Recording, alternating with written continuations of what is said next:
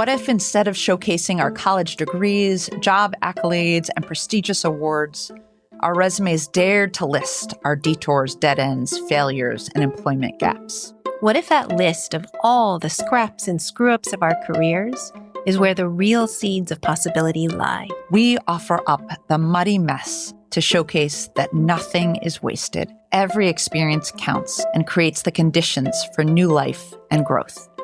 The scraps, the leftovers, the discarded stuff. Its richness is the fertile soil for new life to take root. Even in the times we've been hurt, disappointed, let down, these shitty experiences make way for new learnings. Here's former Korean pop star Soeun Lee's contribution to the shit pile. So one of the things, Soeun, that we like to ask people is we think about moments in our lives, especially some of the hardest ones, and even just, the shittiest experiences, literally like as shit, like as compost and manure for significant growth in our lives. And so would love to hear you talk us through kind of what one of those horrible moments looked like for you, but that led to just the significant growth in your life. Oh, wow. There's so many. I wonder which one. The manure in my life. I've had so much manure. I think one that pops to mind, and it's less about career, but I guess more about myself, is right before the pandemic, I practiced law for 7-8 years. And I think when I went into it, I wanted to learn this universal language that would help me do whatever I wanted to do. I never thought I was going to stay a lawyer. I wanted to understand it. I wanted to be fluent in it. And it really helps with everything that I'm doing now. But I knew I didn't want to practice for that long because I'm an innately creative person and I miss that aspect of myself very much. And so I was planning a career change, but it's also, any type of change is daunting. Mm-hmm. Career change, especially when you're older, becomes scarier because there's more to lose. There's also more you're giving up. Mm-hmm. You always feel, there's also, you weigh the opportunity cost. I feel like I became more strategic that way because of law school. I used to be this crazy wild person who was like, do what you feel. But then law school is like, okay, let's put things into categories and figure out what, I don't know if that's necessarily a good thing. But that I did change in that way. So I was making these lists of, okay, when would be a good time for me to take that leap? Because I'd wanted to start like a creative studio for a really long time. I had ideas for kids media and content, and I'd wanted to take that leap. And I decided to, and then that kind of coincided with when the pandemic hit and I had my baby. And I remember it being, I don't think I'd ever felt like clinically depressed like that in my life. I had gone through a lot of stages, but it was kind of scary how much like feelings of utter despair I didn't want to go on that I'd felt. And that was kind of a new for me. And I think it was also maybe postpartum. It was also the pandemic. We were so isolated. Being a new mother during that time and with no help because everyone was afraid to bring anyone into your home. My husband, as Michelle might know, he's also a physician. So there's no work from home for physicians. They always have to go. And then I remember that time he would come home, we'd have a newborn and he'd be at the hospital all day. So we would sleep in separate rooms because he didn't want to, in case, infect anyone. So it was just the most difficult time. And I fell into this crazy depression also because I wasn't able to launch the plans that I had been planning.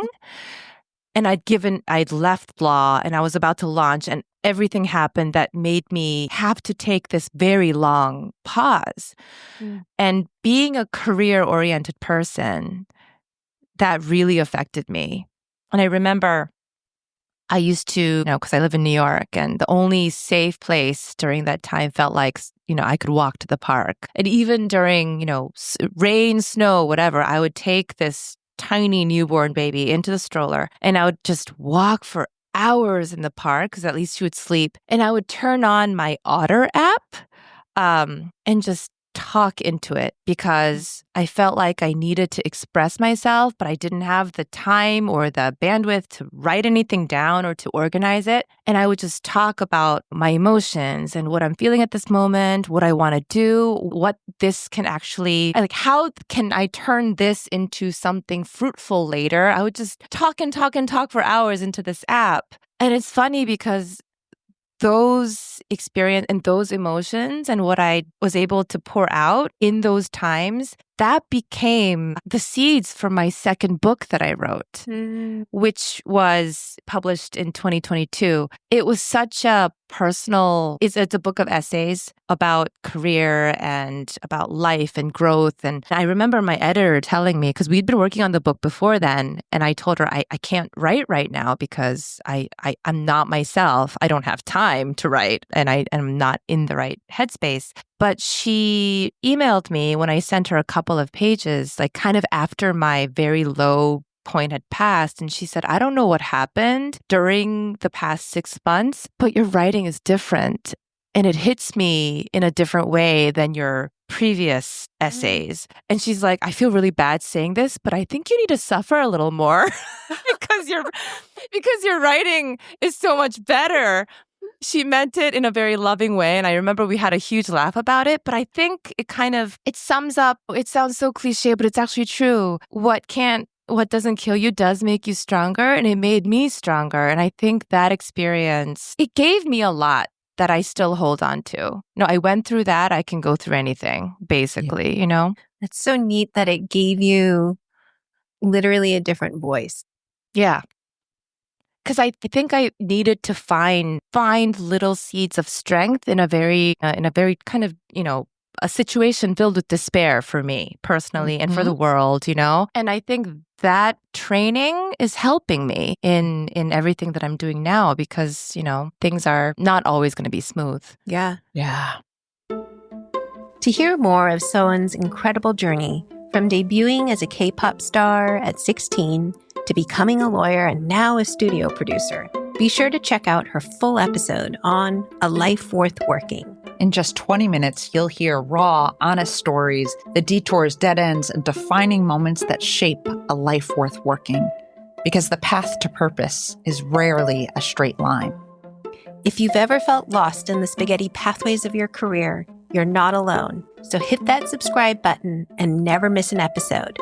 And if someone you love is wrestling with work and meaning, share the show with them too. Together, let's keep exploring the soul of work.